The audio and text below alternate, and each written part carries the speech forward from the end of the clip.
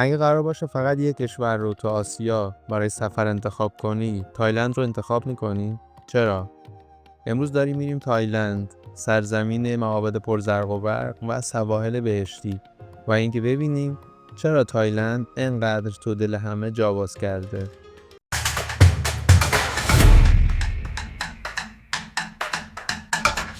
اول یه نگاه بندازیم ببینیم که تایلند کجای زمین قرار گرفته. تایلند یا همون پادشاهی تایلند، منطقه‌ای تو جنوب شرقی آسیا، وسط شبه جزیره هندوچین رو به خودش اختصاص داده. مساحت تایلند حدود 513,130 کیلومتر مربع است و جمعیتش هم حدود 72 میلیون نفره که بیشترشون تو شهرها جمع شدن. کشور تایلند از شرق با لاوس و کامبوج، از غرب با دریای آندامان و میانمار، از شمال با میانمار و لاوس و از جنوب با مالزی هم مرزه.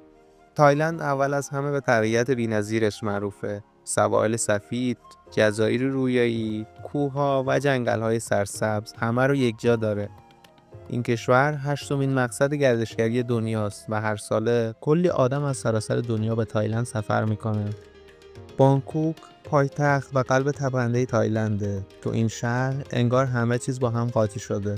برج‌های بلند، معابد قدیمی و بازارهای شلوغ. یه جای باحال که حتما تو بانکوک باید بری، گراند پالاس یا همون کاخ بزرگه. این کاخ با معماری عجیب و غریب با معبد بودایی زمردی که این مجسمه بودایی مقدس داره، حسابی شما رو شگفت زده میکنه. بانکوک فقط معبد و کاخ نیست، بازارهای شناور هم داره.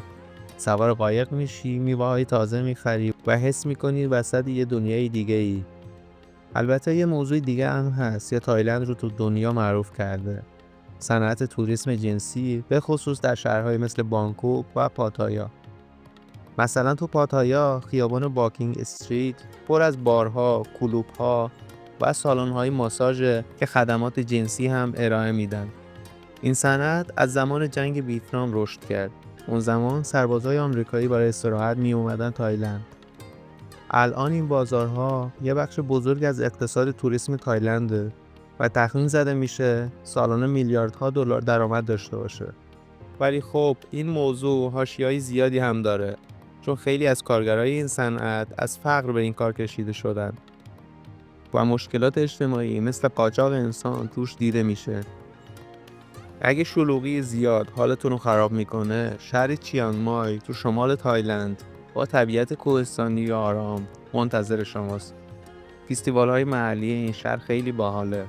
در کل اینجا کمتر از بانکوک و پاتایا رد پای صنعت جنسی دیده میشه و بیشتر حس آرامش داره. حدود 95% مردم تایلند بودایی هن. آیین بودا تأثیر عمیق بر زندگی روزمره، هنر و معماری این کشور گذاشته. احترام به بزرگترها و رعایت ادب در رفتار از ارزش‌های کلیدی این آیینه. بهترین زمان سفر به تایلند هم بین ماه‌های آبان تا اسفنده که هوا خشک و خنک‌تره. خلاصه اینکه تایلند یه جای عجیب و غریبه که از ساحل و معبد تا غذا و حتی بازارهای خاصش همه چیز داره. حالا بگین شما کدوم جای تایلند رو دوست دارین ببینین؟ تو کامنت ها بنویسین. و اگه این ویدیو براتون جذاب بود حتما لایک کنین و کانال ما رو سابسکرایب کنین که سفرهای بعدی رو با هم بریم.